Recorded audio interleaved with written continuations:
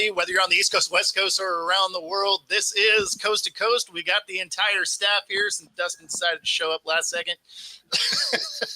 Man, you're lucky you showed up, Dustin. I was about to talk some serious smack. I've been outside snow blowing since 9 o'clock this morning. Yeah, I bet you were blowing a lot of things. Yeah, I'm here. I literally just got in the house at like 10:58. I don't know many guys named Snow, so yeah. But the second part's tracking. we got enough snow outside yesterday to last me a month now, so we're good. What a time. I'll tell you, I don't miss that snow blowing. I'll tell you that. Hell no. Yeah, it's supposed to snow here later today, so I'm not looking forward to it. But tonight we have our annual,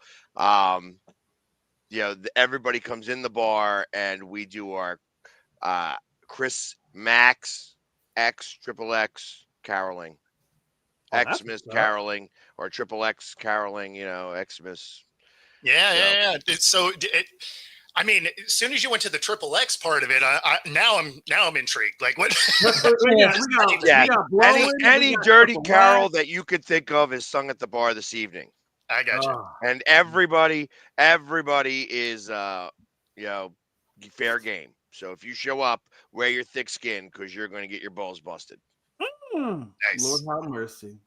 I tell you, hey, so apparently I have been now voluntold that I'm going to enter a chili cook-off now. So, and apparently there's 20 teams that are going to be doing this, and we're all vying for prizes. So it's going to be interesting, man. I got a hybrid, right? I basically took a bean soup and I took a chili and I basically blended the two. And I'll tell you right now, it's on point, man. Don't worry. I'll make sure y'all have when you come here. I always enjoy a good chili cook-off because I like chili. And so I'm just like, hey, let me. The only thing that's a bummer is you always end up with at least 2 entries that are terrible. Oh, of course. Absolutely. I like to enter them with the worst. Like I always like getting it. Like if you're going to have me get into a chili cook-off, I'm going to get some like Wendy's chili. and then I'm going to go put in some more kidney beans uncooked. You know what I mean? And then kind of mix that up, throw in a whole bunch of like sauce that's like really hot, a little chili powder, and so that when you taste this, you're like. So what you should do, like if you're trying for the worst, don't put more kidney beans. Substitute it with lima beans because they look similar. Yeah. Well, you know what? So I just came up with a hybrid chili like last year. I took hey, what's up, Joe? What's up, Joe? I took my Uncle Bill's bean soup recipe. He's wanted to cook off with that several times at the Houston Livestock Show. So I took that recipe and I marinated it with my wife's homemade chili recipe, and I marinated the two together. And everybody has loved it. So I'm curious to see, because a lot of the teams, there's a lot of catering companies that are jumping into this, right? So you got a lot of big dogs up in there. So I'm curious to see how I will fare against those guys. So it's going to be interesting. It's going to be a lot of fun. I went to one when I was still living in Mexico, right? And chili, believe it or not, is hard to find down there. No big shock, right? Yeah. And so I was like, oh, a chili cook-off, that'll be rad. It was not. So there was like 43 entries roughly. I think there was 3 edible ones. None that I would say was like good, where you're like, here we go. Like 3 of them, you're like, oh, I don't need to spit this out.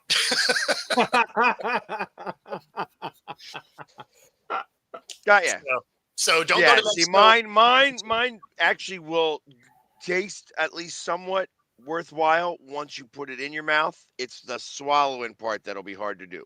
Like once you swallow, you're like, "Ooh, what did I just do?" I don't understand this. We got swallowing, we got blowing, we got XXX videos at a bar. I'm just saying, where is this show heading? This is crazy. I mean, we just need to do some sound bites from Collinsworth. Deep penetration in the backfield, and or Aikman is coming all over his face. He hasn't seen a hole that big in years. Right. I'm sorry, but hey, listen, if you really listen to like a lot of the sports commentary on football, Oh man, there's so many puns you can make on Same it. thing with baseball. And, Yeah, and listen, they used to have Yeah. Sarge do some of the Phillies games. And I tell you, there was this one time where he was like, literally everything he said, it started off, and all I can remember is the very beginning of this statement because he goes, yeah, he jerks off the ball. And, Oh. and the rest of it went exactly as you would suspect it to go in this conversation. And they said, okay, we can't have you be on TV anymore. Yeah, no, It that was makes that statement. It was hysterical. It made social media. It was like, and it was all baseball related, but you had everybody kind of laughing in the background. And he's like, "What? I don't understand. What are you talking about?" Like, last year in the Arizona Fall League when they do like the Arizona Fall League games. There was like a pitcher that kept like looking down at the baseball, and the announcer's like, it's almost like he spits on the ball, rubs it up, and fires. I'm like, well, that's gonna be That's right. that you can go off of. Hey, just real quick, West Coast win. I understand that authentic chili doesn't have beans in it, but there's two categories. You have the original chili, and then they have another category for hybrids, and I'm in the category for hybrids. So yeah, I got what you're saying though, West Coast, absolutely crazy times. I have had a bison burger, and it is good. They're good. Yeah, no, it's good. I've never had bison meat before, and my wife's like, "You should try this. It's good." I'm like, "I don't know, man. I don't know." I didn't like deer meat as much. I like it now. I've gotten a taste for it, but yeah, you're right. So we got some bison meat. We made patties out of it. We threw it on the grill, and she did a good job with it. I mean, it was good. No. Bison burgers are good. Deer is funny because I actually like it best as jerky. Yeah, Right? I'm Like, a deer big jerky venison is jerky guy. Absolutely. Like when I do my burgers, though, I kind of do mine medium rare, right? I like a little bit of juice up in mine. Can you do bison burgers medium rare, or do they have to be cooked like chicken, like all the way through? You could do it medium rare. Yeah. So with bison, you probably want to do it more medium. Yeah. Okay. Just because you want it to be a little bit more cooked because it is more gamey than just regular Right. steer. I can imagine that you could probably do it. Like if you are eating bison that isn't being hunted, that means it's also farm raised. Any meat that is purchased in the United States has to be farm raised, including like alligators, elk, things like that. In fact, there's a place up near Seattle that used to have that. They used to even have like lions, like that they farm raise lions. You could have lion meat and such. That's insane. Yeah, it's like crazy. I want to say it used to be up in Seattle. I don't know if it's still there or not anymore. But I mean, I have a hotel restaurant management degree, and I'll say 20 some years ago, I was considering trying to open up a restaurant that would only be specialty meats. So like bison would be on the menu, and like kangaroo and stuff like that. Like you get real steaks, like specialty steaks, rabbit. Like you can't get this stuff anywhere unless you're actually a hunter. But ultimately, if you're going to do that at a restaurant, you have to buy it in a legitimate source. And ultimately, there was this place that was it was in Washington. I'm saying it was near Seattle. I could be way off from that. It could be in the other corner of the state of Washington. Yeah. But literally it was for specialty meats, and you could order lion, you could order kangaroo, you could order ostrich. That's messed up. That's kind of funny though.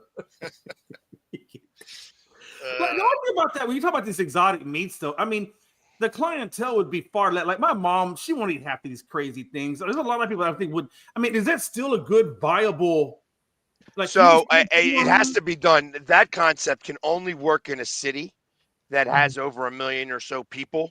Oh no! And you have to do some very unique marketing. I mean, you'd have normal steaks there as well. Like, I mean, and that's where you'd have to go with monster steaks. Like, you'd have to have big cuts of meat. So you're getting normal meat as well. But and it was going to be like, I was going to make it a very like high-end, extravagant What about jungle what you're theme. talking about is they can only really work in a high-end environment. I don't think that would work on the low end, but the very, like for example, I was talking about that B&B Butchers. When you come here, I'm going to take you there. That's a very high-end place. I think they got the Wagyus and all that craziness. I think you could probably make that work. Yeah. Yeah, well, I mean, and that's exactly it. When you start to talk about meat in that type of way, I mean, you could spend. I mean, I've had now. I have had $1,000 ounce meat. You know what I mean? That's insane. And you don't eat a lot of that. Like you get slivers. No, because it's actually prepared very similar to like a tuna tartare, right. sort of where it's very thinly sliced. You get like a little bit of that. Oh, yeah. I've had sometimes they put caviar on top of it. Like I said, and it's a fantastic tasting meat, and it's very rich. You can't have 3 pieces of it because it's just too much. It's too much. Well, that's what I'm saying. That's almost the same way as like like a B&B Butchers. You can get Louis Trey there, but when you get Louis Trey, it's $350 for like it's $350 per shot. So it comes in a sifter glass. That may be 2 shots. I apologize. It may be 2 shots, but it comes in a sifter glass. But it's not much. It's very, but so you're not drinking it like you would anything else. You smell it, whatever, and then you think about drinking it. But because it's very high end. Well, we see your post, man. Yeah, I was just gonna say I'm gonna message him right now. So yeah. That being said, if you are into gambling on food that can kill you like a blowfish, you can also gamble right alongside us here on Coast to Coast. Use the QR code on the screen, up to 125% of your first 3 deposits. And of course, 10% bet guarantee.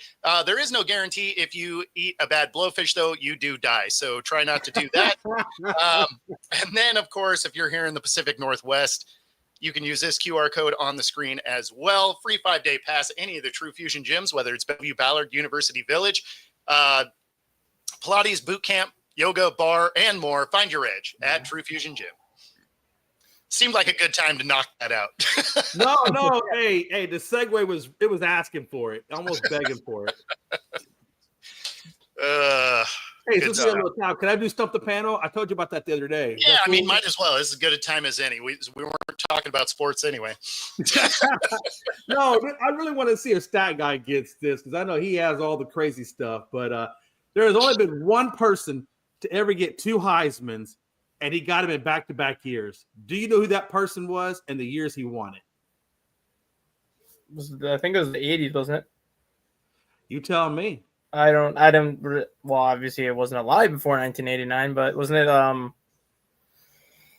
It wasn't Eric Dickerson, right? From SMU in like 1980 and 81. Mm-mm. No. You weren't around before 89, and he's off the show. No, no, I thought wasn't it like 83 and 84? No, it was not. Okay, then I have no idea. Yeah, I have no idea who it is. Pags. Vince Young in 2003 and 4. No. The only one that ever got 2 Heismans, and he got him in consecutive years, was Archie Griffith. Yeah, I think it's Griffith or Griffin. Griffith. I think it's Archie Griffith. I feel like you're supposed to know because it's your. No, I know. Those 2 names. Anyway, he got it in 1974, and he got it in 1975. Okay. But he's the only one that's ever gotten 2 Heismans, which I think is kind of crazy. I thought there'd at least be maybe one more. Griffin, thank you. There you go. I always want to say Griffin. I don't know, whatever. But Archie Griffin. So, all right. I guess I got to mention this before we start talking about the history of games being played in Notre Dame. So the Sixers, the Philadelphia City Council, voted to move to allow the Sixers to build a stadium in downtown. Okay. And because they are going to be doing that, it's like it's come under a tremendous amount of controversy all the way around. It's obviously Chinatown is in that area. They also have the gallery. They also have the Pennsylvania the Philadelphia Convention Center, all in that spot. And it's become an area that has been a little bit of a blight to a certain extent. And of course, there's been lots of people that have been against this. I'm going to go ahead and say it's been, although it got passed through city council, that popular opinion has had it 25% positive, 75% negative. So with the Sixers moving their arena to downtown, which, to be honest, I mean, I know that will pretty much stop me from going to these games because there's no way that I can get there easy. Like, I have a train right across the street. And it's going to be a real big pain in the ass. And I could get there via SEPTA and stuff like that, but that's not how I travel. I drive to places, and I'm not going to drive downtown for this to try to find parking and try to deal with all of that stuff and that mess that's going to occur from that. I'm not a real big fan of this. However, I am, change is always miserable. You know what I mean? And that's kind of what's happening here, that there is a lot of misery that is coming along with this potential of this $1.3 billion stadium being built in Center City. The problem I run into in a big way, and this was kind of touched on by a friend of mine, E-Rock, was that in Philadelphia right now, all the stadiums, minus the soccer stadium, but all the stadiums are in one area. And that's what makes it unique. That's what makes Philadelphia really fantastic. And I feel that the ownership group of the Sixers, which is the Harris Group, who also own the Washington, whatever they're called this week, and the Jersey Devils, and a soccer team somewhere.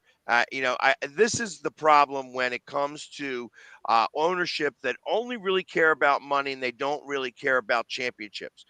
And that's what they're doing. They're spending some money. And I actually hope that this actually opens the door for a new Philadelphia basketball team. That if they were going to come play, so ultimately them leaving, I know that now the WNBA has got a spot. So, and Wanda Sykes, who happens to live in Delaware County, Pennsylvania, has been pushing to have the Philadelphia Sisters become a real entity. So with this building of a new stadium, I suspect that the Sisters will probably get pushed through a lot faster now because they're going to have the ability to do that. You know what I mean? And my expectation is that they'll only get about 8,000 fans. You know what I mean? 8,000 to 10,000 fans. Sure. It's not going to be blowing up like it is crazy everywhere else. I think that Philadelphia, it moves slow in that regard. But I like the idea of having that there. And to be honest, I would love to see another NBA team possibly come in here and now have Philadelphia have two NBA teams. Because amongst anything else, Philadelphia is a basketball city. I am a hockey guy, and hockey in Philadelphia have the most loyal fans of all of them. But basketball does reign supreme over both of those sports. Actually, you could almost argue that basketball is on the same level as baseball in this town, which is strange because obviously the Sixers aren't packing them in every night. Right. But I'd be willing to bet that if they did have somebody come in here who actually wanted to have a real team, and actually spend the money, that Philadelphia could handle two basketball teams, and that I would actually go to the one basketball team because I could care less about the Harris Blitzen group anymore. I don't care about them anymore. They do not care. They do not care about the fan. Yeah. They have only made decisions. They have only made decisions that have lined their pockets, and that's it. So I don't care about them anymore. You know what I mean? I have been silent. I have been silent in my boycotts. I am silent no more. I am silent. Look, the way you feel about them is the same way I feel about Jerry Jones. Trust me, I understand about shitty ownership groups and how the fans don't like it because I don't like it. I will tell you this though, I agree with you because Pags, you've been to the Houston baseball field. You know it's in downtown, and then the basketball team is on the other side of downtown. But both of them are in downtown, and $40 to park my car. And if I want to get reasonable parking, I got to go about 15 blocks up, and then I still got to pay $10. I mean, it's just crazy to me. And that's not even to traffic. My God, it takes you like 4 days just to get home. You know, yeah, that's why I can only imagine the gridlock that will occur in that area trying to get out of that area, because there's no easy way in, there's no easy way out. So you're going to have tremendous gridlock, and I think that that's going to create an issue that they are not ready for. They are expecting that most of these people coming into these stadiums, into that stadium, is going to be traveling via public transportation. Oh, hell yeah. And or Uber. From what I understand, the reason why this all got passed is because SEPTA is having a hard time financing everything the way that they are, and that they needed this to pass to be able to get the influx of money that they need to be able to support their just a normal everyday operation. Because normally they get a stipend from the state, but the state said no. And now that stipend's coming in because of the building of a new stadium. That's city worked it out a different way. And I'm not a big fan of this. This is actually holding the fans of the city hostage, very similar to the way Norman Brayman did as an Eagle. And I'm just, and I hated him. And I'm beginning to hate this group as well. Yeah, I don't blame you. Fair enough. I've been taking Uber everywhere you will. Paris, where you live at, I just take an Uber. Unless you just live an extremely far away. AJ, I'm sorry, you weren't here for this conversation yesterday. We are trying to do our best not to curse anymore. Just so you know. Yeah. So I'm not chastising you. I'm just letting you know. We had a small conversation. We're trying to limit our cursing. Yeah. Okay. So I mean, so you just can't talk anymore is really what it is. Wait a minute now.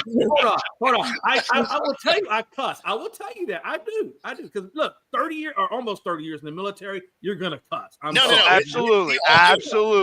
We just try. But look, Pax is a sailor, so I know he cusses. But anyway, of course I do. I was just making the statement. I wasn't yelling at you or anything. I was just saying. No, you're good. You're good. I appreciate that. You weren't here for that conversation. We are just going to try to limit. Yeah. Well, and I've worked in the trades all my life, right? We use all those words like connecting words, like and the. So trust me. We're on camera, so we're trying to be better about it. Joe, we are just going to try. This here is it's a very rare event. Basically, it's a fair catch free kick. Yeah. Is basically how it went. Now they made one. It's the first completed one since 1976. Incidentally, it was the Chargers then also. But it happens about once a decade. The scenario just really has to come together because you basically need to be able to not only fair catch it, but you need some help, right? Because nobody's kicking it from their own 30. So you need a scenario like what happened last night where there was a penalty that got him into long field goal range, but you get to kick that from a tee, and obviously you're in a kickoff formation. It is returnable, so it's a very unique situation. It's a kind of an obscure rule, but the guy didn't even use a tee though. The guy when he did that, he had another guy hold the ball for him. But I'm sure it's for the win. But that would be my first indicator. If you got somebody out there, I don't know. That was weird. That was such a weird no. thing. I mean, so you can do it either way. The biggest thing is you don't have any defense against it, right? Because you're essentially foregoing the drive, right? The opportunity, which is why it only ever happens in the closing seconds. In this case of the half, and I don't like that rule. To me, they can't return it either.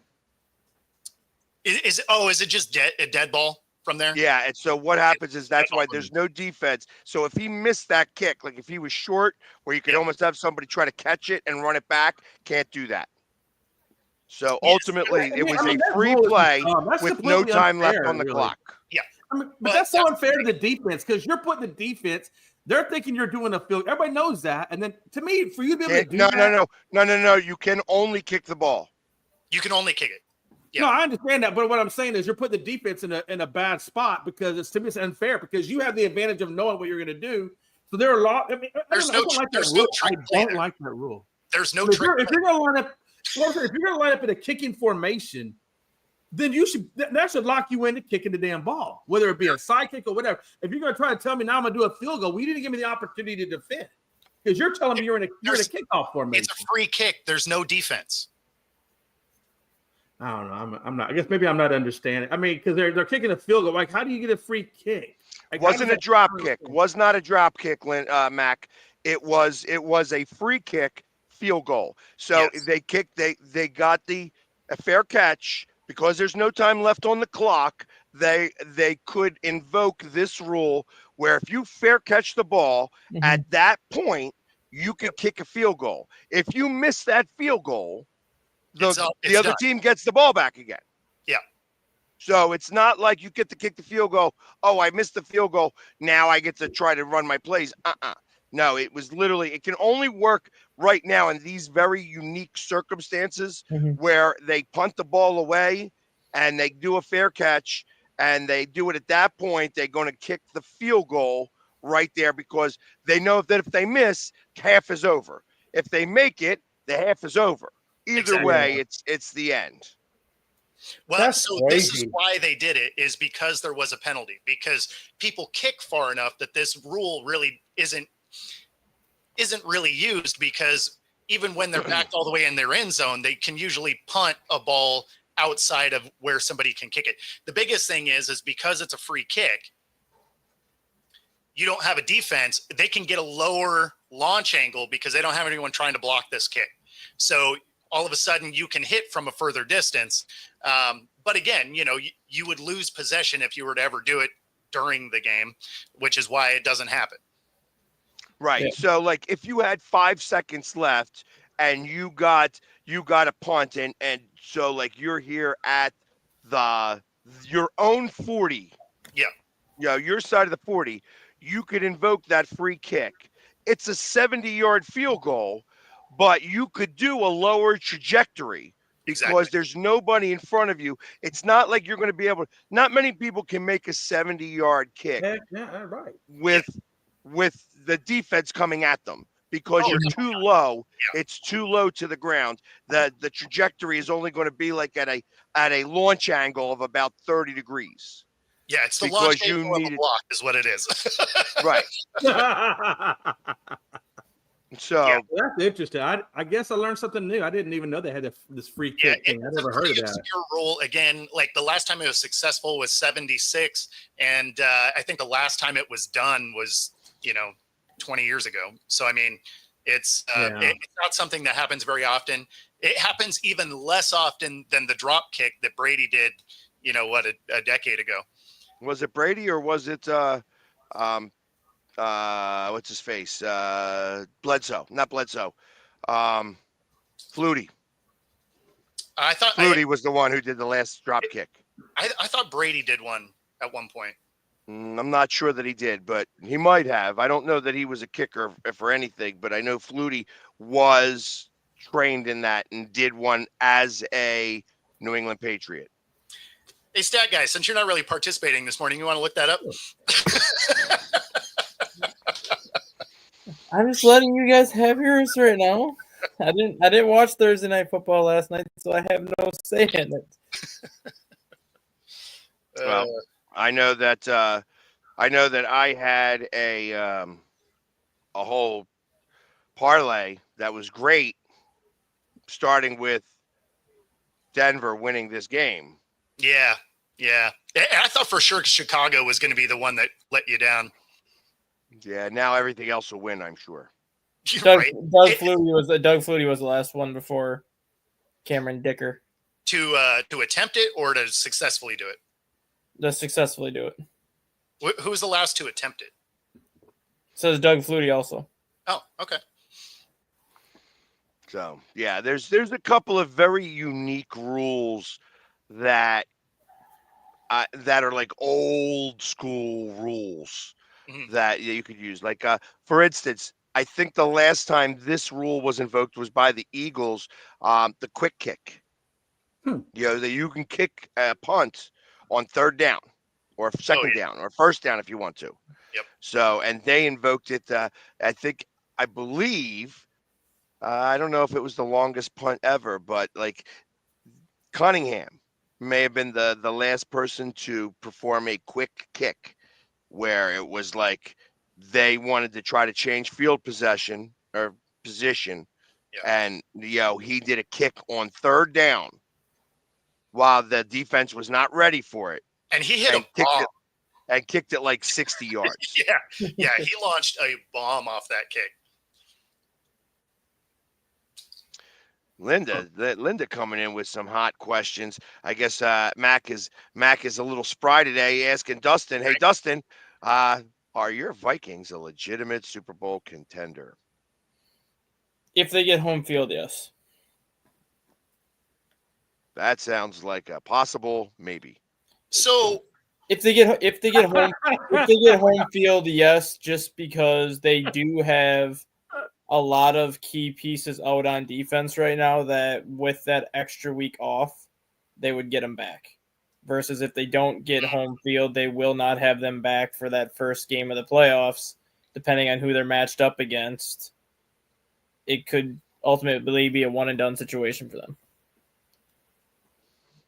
Well, based on that theory,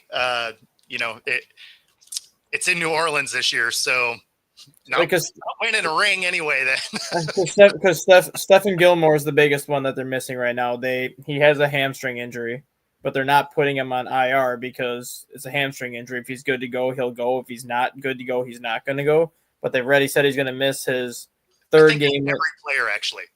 Well, because usually when you have a hamstring injury, you're automatically going to get put on IR because they typically take 4 weeks.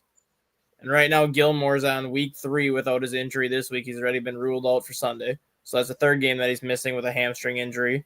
If he ends up missing a 4th game against the Packers, then they have to play. That's the question. Do you have to IR him at that point? They don't want to do it yet. Because you don't have to IR him. You would just lose the spot on your roster. Which they're not going to want to do heading into the playoffs. Yeah, I mean, you're just not going to IR him. It's not like you're forced to because he missed time. Like, that's a decision by the team. Right. I do think Minnesota is a legitimate Super Bowl contender. It's just a matter of, can Sam Darnold play the way he's played?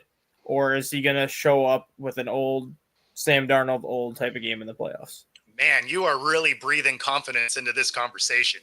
No, because the way they've played like a Super Bowl contender all season.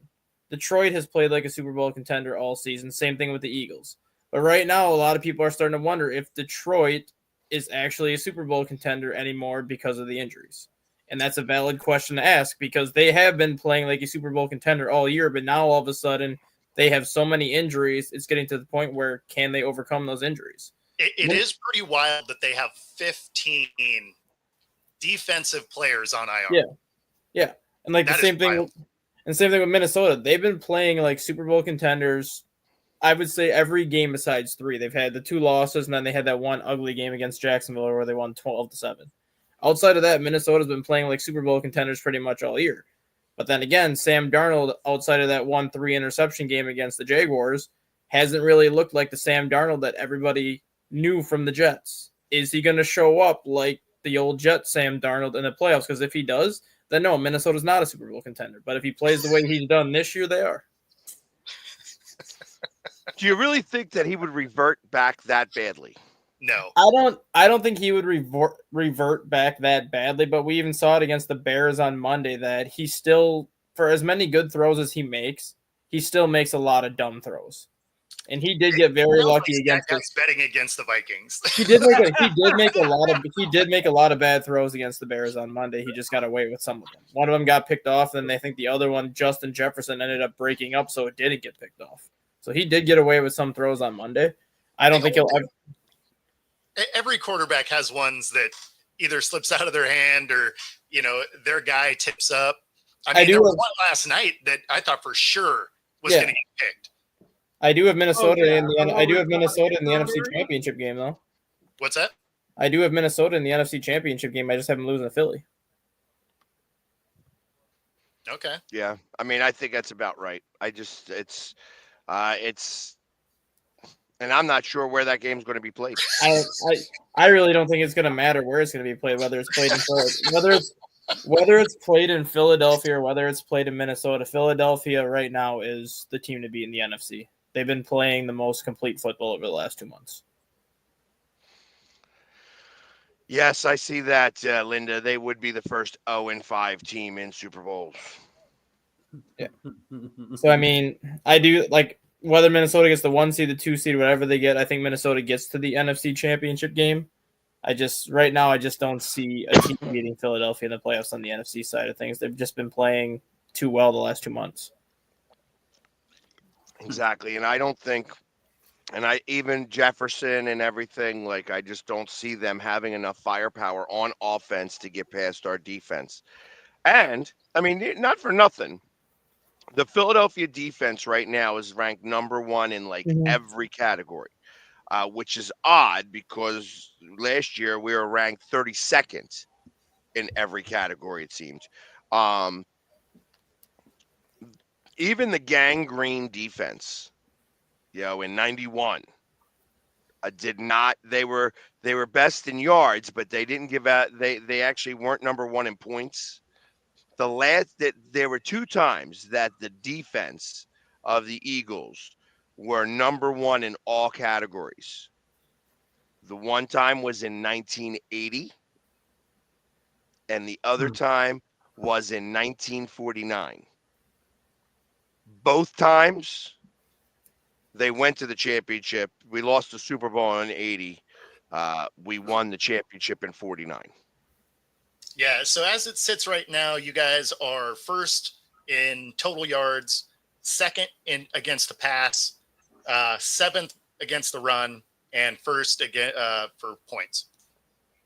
Yeah, so first, if really points and yards, that's the 2 major. Yep. Like, so. Yeah. Yeah, when you have like, and I think they're number 1 in total defense. So, even though they're like number 2 against the pass and 6th against the run. Yeah, I think Denver's at 2, and I think the Steelers are at 3, if I'm not mistaken. Even though Denver pooped the bed yesterday, they really did. God. They did. On defense, I'm talking about, not so much on offense, but on the defensive side, they could not stop the Chargers. They just couldn't. I don't know that's the case. I feel like Green Bay. I'm looking at Joe's thing. I don't think Green Bay has got the same gumption that they did last year. Green Bay went on a run last year and had like 5 games in a row that they won at the end of the season. And they came against like some pretty good opponents too. It wasn't like they were just playing like the bottom feeders. Like they beat, I think, 3 playoff teams the final 5 weeks to ultimately basically get on a hot stretch where right now Green Bay is going on another run right now, but they have the Bears in week 18 and they have the Saints this week. So it's not like they're taking out the cream of the crop right now to get on this run heading into the playoffs. Yeah, but if they win big, I mean, you could almost correlate it the same way. I just feel that they aren't strong enough this year to be able to. They may make a surprise, and that surprise being beating the division winner. But I think that they're going to be in the number. I mean, obviously they're going to be in the number 6 spot, so they're going to wind up going up against the number 3, which Tampa is either going to be Tampa Bay. Yeah, probably Tampa Bay. Yeah. So then you have the Bay of Pigs battle, and I don't know. I give a little hedge to Baker there. I would give the edge to Baker, especially if Jair doesn't play. Because if Jair doesn't play and you got to put some of these other guys against Mike Evans will have a field day against that Packers secondary. Their secondary is their weakness. Yeah. Actually, with the way McMillan is playing too, I mean, I thought when Godwin went down, that was going to be it, but McMillan has really stepped up alongside of Evans. I think that's going to be a huge thing. Correct. So I think that it's I'm not sure that Green Bay is going to make the type of splash that they made last year. They're not sneaking up on anybody anymore. Mm-hmm. Last year they snuck up on people. At least they snuck up on Dallas. And I mean, they brought San Francisco to the brink, but I thought San Francisco wasn't like San Francisco's Super Bowl was against the Eagles. last year. You know, they played probably their best game against the Eagles. And then after that, they put it on cruise control. Yep. You know, and then was able to make it to the Super Bowl and everything, but you could tell that they weren't the same team. Had they had the Super Bowl against the Chiefs, the same way they played against the Eagles, there would have been no doubt the 49ers would have won that game. Yeah. You gotta keep that foot on the gas. Can't take it off. Yeah, and they didn't. They did not have that. So I kind of feel the exact same way here. Like that, Green Bay is just not the same team as they were last year.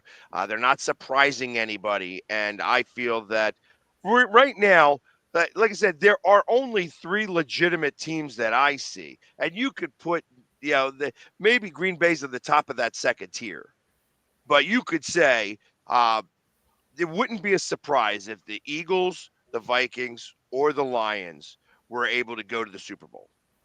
You know what I mean? Yeah. That any one of those 3. And then you look on the other side of the line there, and you got the Chiefs, the Bills, Ravens. Do you? Yeah. I put them on the top of the second tier. I'd put the Ravens still kind of on that first tier just because I'd love the Ravens to make it because I know we could spank them. They're playing better now than what they were kind of at the beginning of the season, and some of the losses that Baltimore's had this year, you just kind of scratch your head wondering how they lost those games because they lost to the Raiders. Well, they were self-inflicted. Yeah, and like say, they lost coaching. The problem is coaching is going to matter in the playoffs. Yeah. So that's where it does become a little bit of a question mark if they can get there, because they forget that Derrick Henry's on the roster, and that is the most ridiculous coaching thing ever. Atlanta does, especially the way he started off the season. Man, that guy was just running all over everybody. And they have a future Hall of Fame kicker that's had the worst year he's ever had. So if all of a sudden he starts getting back to the Justin Tucker that everyone's known, that's going to be huge in the playoffs too. Because now, guess what? Oh, it's a 55-yard field goal. Go take that field goal, Justin Tucker. Now you don't have to go for it on 4th down because you don't trust them. Yeah, and it makes me wonder if they changed the ball. Too many kickers having too many problems. Somebody mentioned that the other day on this show. If there was maybe a small change to the ball. Maybe. Because, I mean, it's your top flight guys that are all missing. Yeah. Right. So. Dicker the kicker still making them. Dicker the kicker. I mean, there's a few guys that are still doing just fine. But the guys that have been lauded as some of the most accurate kickers all time are the ones that are missing, which is crazy. Right. Yeah. Boswell for the Steelers has been kicking the ball like nonstop. That guy counting so many fantasy points is stupid. Well, yeah, it's because the offense can't score. Oh, absolutely, I get that. But I'm saying like that he hasn't had any issues with the ball. I mean, he's been kicking it really well. But I mean, so Jay, we had the Bills as top tier. Mm-hmm. Yeah. Yes, we put the Bills in the top tier. That obviously, like I said, I feel like that right now as an Eagles fan, that short of this weekend where I kind of feel that the Eagles, if there was going to be a dud, this would be it. This would be the week to dud. Yeah. You know what I mean? I don't think that they really care one way or another whether they get the first or the second seed. I mean, I think that they do mentally, but I don't think it matters much. I think that the way that they're playing is just killing teams right now, where they are able to rest their starters in the 4th quarter, when they're able to run 10 minutes off the clock in the last drive against one of the best defenses in the league. Like that's a big deal. That is a monstrous deal. When you take 10 minutes to end the game, it was like, that's amazing. That's amazing. And there's not any other team that can do that right now. And the other reason why I think if they are going to have a dud, it could be this weekend too. It's if Washington wins, they clinch a playoff spot. This is kind of like that clinching game for Washington, because with Atlanta and Arizona both having 7 losses, if Washington were to lose out and one of those teams ended up winning out, Washington gets knocked out. But one more win for Washington, they knock both of those teams out. So that's kind of why I think like this week it's like they're not necessarily playing for their playoff lives right now, but it's more so like I think Washington just wants to win this game, get into the playoffs, and then just kind of figure out how they're going to play things those last 2 weeks. Well, they could back in even with a loss by either one of those teams. They could, but they don't want to leave that. They don't want to like put themselves. They could win the last 2 games. I think so because the same situation here is that the Eagles clinched the NFC East with the win. Yeah. Yeah, with the loss, now you still got to go play up against Dallas or play against the Giants. It's so odd that that's the way it would actually go down. That even if they lose out and the Washington wins out, Washington would actually get it because if we lose out, we lost 3 division games in a row. Mm-hmm. You know what I mean? So Washington would actually win by division record, but that ain't happening. There ain't no way that they're going to fall apart like that. No. This isn't last year, and there isn't, that 3 games in 11 days type of situation. And you didn't have Saquon last year either, where when things were falling apart last year, if you would have still had Saquon, at least he could have bailed you out quite a few times. Right. Yeah. Hand off the ball, hand off the ball. Hey, So look at the Cowboys. They are getting old, but the thing is that's not affecting their accuracy. Usually when the guys get old, they start losing the leg, like they can't hit the distance, and they are having no problem with that. Like there's something that's off with the mechanics. So I don't think it's that scenario. Hey, listen, I heard that they were starting to work out Morton Anderson again, and he's going to come back at 72 years old and still kick. Well, I mean, what Seabass played until he was like 45, right? Yeah, but Seabass had a leg, though. I mean, that guy had a hell of a leg. Morton Anderson was one of the best that ever do it. He was. Martin Anderson, Gary Anderson. Mr. Anderson. Hey, real quick. Speaking of falling apart, man. I appreciate that. At least somebody does. 100%. That's probably not it. Yeah. We were talking about that. Where if you are bald and you want to get new plugs, go to Turkey. Yeah, that's right. Go to Turkey. That's right. I'm already booking my damn flight. God knows what I'm gonna come back with, but I'm booking a flight. But the thing about that is, it's like when you look at the Cowboys, Jerry Jones said that it sounds like he's gonna bring McCarthy back, and I'm thinking like, what? He said, well, they had a pretty good year. Or they've had a good year. No, they haven't. I don't know if y'all saw that, but I was like, good God, man, we're going to get another contract of McCarthy. There you go. I didn't hear anything about that. I'm going to look right now to see if there's any news about that, because that would actually be big news. That would be. Seems like that would have been a big story. Seems like that would have bounced across my phone. Yeah. All right, Montgomery avoids season-ending surgery, but I don't think there's no way he's not going to play in the regular season, but he'll be back for the playoffs. Yeah, that's kind of what they were saying there. Yeah,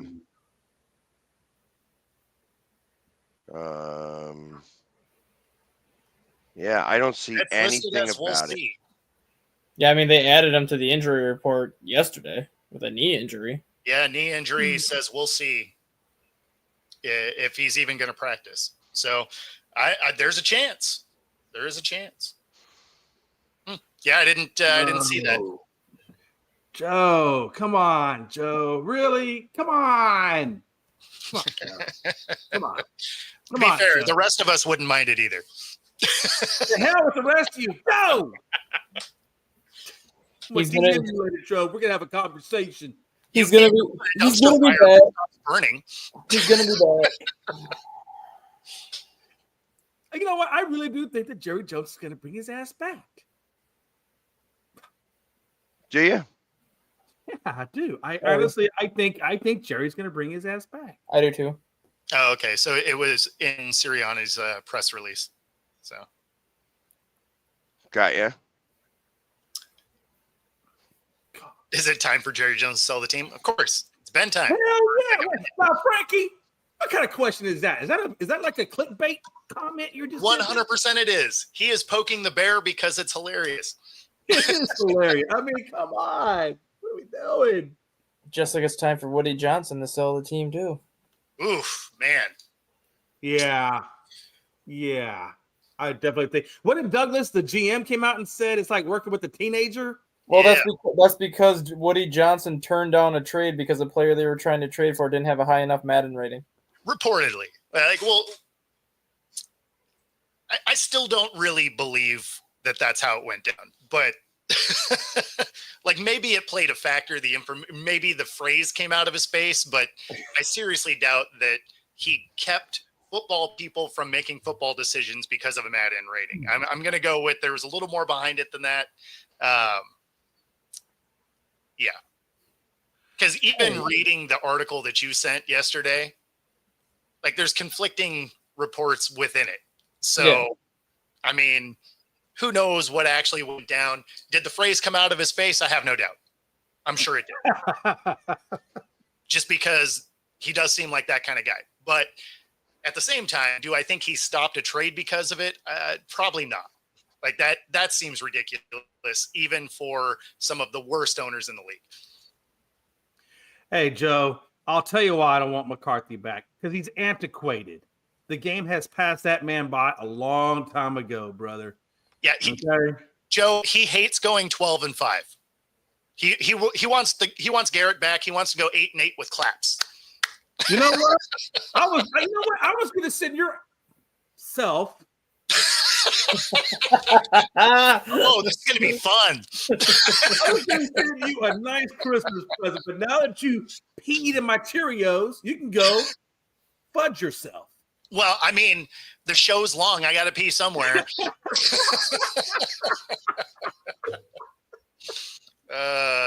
Man. Hey, and then he goes on to say that Chris Letts asked early present for Jay. Well, what the hell? Why is that a present for me? I did what? I was good. I shouldn't get no coal. I shouldn't get a present. Why you send me some coal? Because it's a dumpster fire. You got to keep it. Got to keep the fuel. Well, you know what, man? I have been burning for so long on this, man. I mean, you really got to love your team to stay with them through all this. No, it makes sense that you guys are always a dumpster fire. It's a star. They're supposed to burn. I'll tell you, the fans that stick with their teams more so than the Cowboys that I have a lot of respect for are Cleveland Brown fans and Jet fans. If you really got to love your team to stick with all that crap.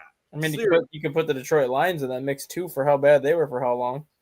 Well, that's true. But at least they were trying to get better, right? I mean, not really. They went 0-16. Well, no, I'm saying like last year and like recently they've been, since they got Dan Campbell, it looks like they're really building a culture there now. You know? I mean, yeah, and they're not even the last team to go 0-16. So, Nope. Wasn't that Cleveland? Yeah, when they had Hugh Jackson. Oh man, that was a rough time for them. It's amazing how many Cleveland Brown bars there are around the country and even internationally. I mean, even when I was in Germany, they had Cleveland Brown bars, and I'm like, I actually don't know that you can watch their brand of football without being in a bar. Hey, listen, I got you. I get it. It's weird to see that phenomena, that how many of those bars are Cleveland-based bars around. Especially when you have Deshaun Watson playing quarterback, you need a couple of drinks to get through that. Oh man, you need a whole bottle. Yeah, hey, watch out with the bottle and Deshaun, it turned into a Diddy party real quick. Oh, man. Hey, coach. And on that note, we hope you enjoyed our show today. If you're watching on YouTube, be sure to like and subscribe. Helps us bring our content to you. And of course, if you are watching on Roku, stay tuned for the next hour. Otherwise, enjoy the games this weekend. We got championship college football. We got the NFL. We'll see y'all Monday. Cussing's bad. Later, guys.